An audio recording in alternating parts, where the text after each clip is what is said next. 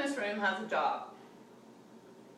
When you leave your job for the day, do you still want to have to follow rules and guidelines that are given to you by your employer?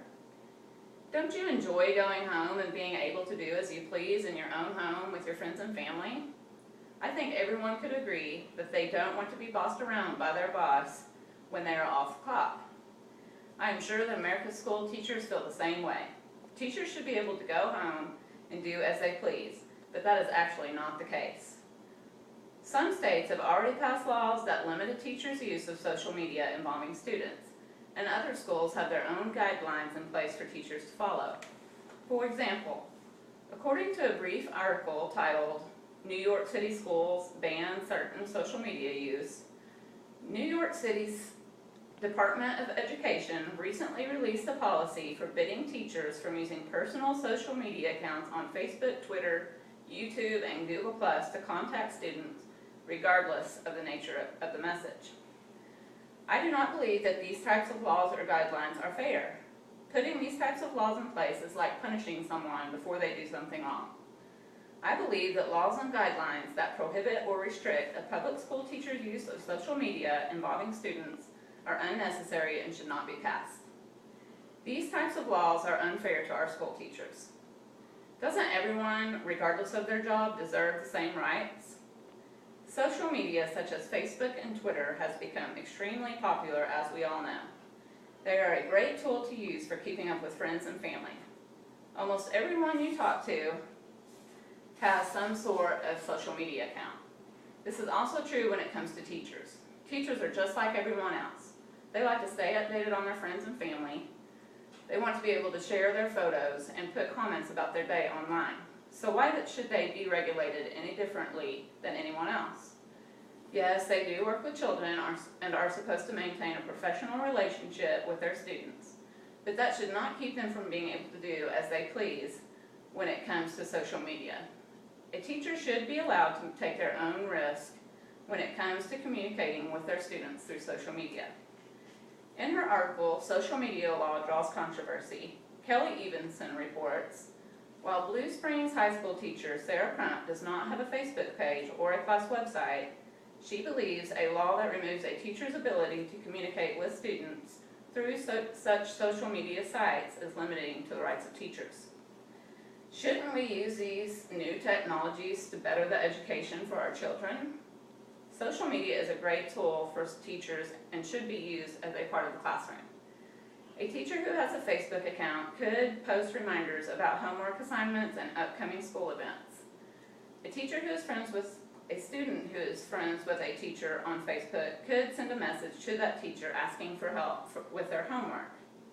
A parent who is friends with a teacher could send a message to that teacher about their child.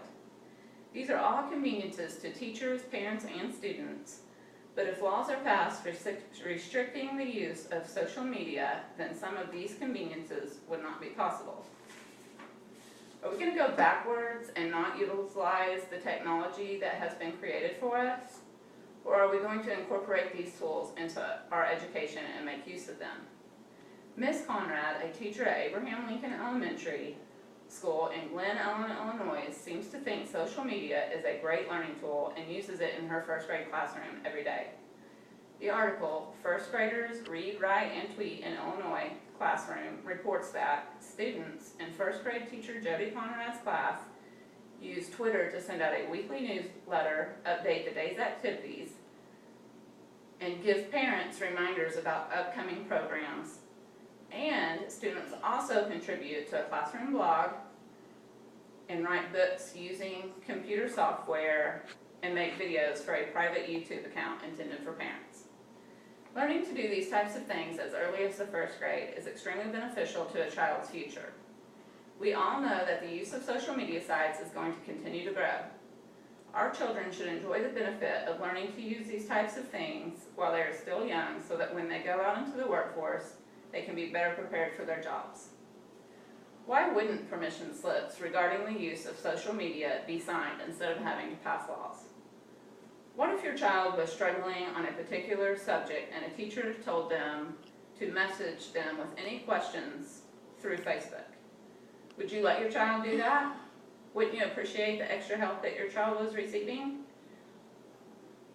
One thing a teacher can do is let the parents know at the beginning of the year about the ways in which they are going to use social media in the classroom, and have them sign a permission slip stating that that their child is allowed to be involved in any social media used. This should be done in place of laws and guidelines. An article by Dawn Borman found in the Christian Science Monitor reports that 83% of parents think the benefits of their children's social media use outweighs or at least balances any perceived risks.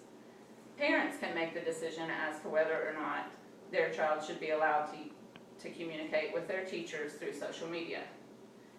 Then parents would know to monitor their child's social media accounts closely enough to know if there's anything inappropriate going on.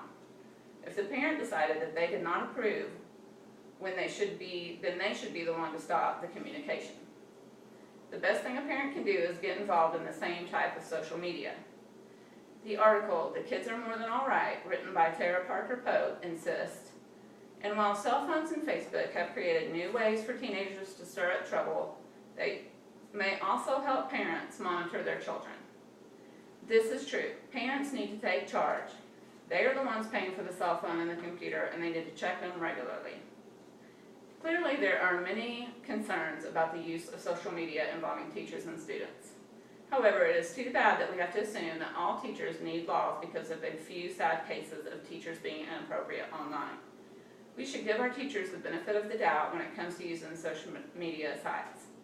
Most teachers genuinely care about their students and their academic success. Most teachers just want to help their students succeed and are looking for every way possible to make that happen.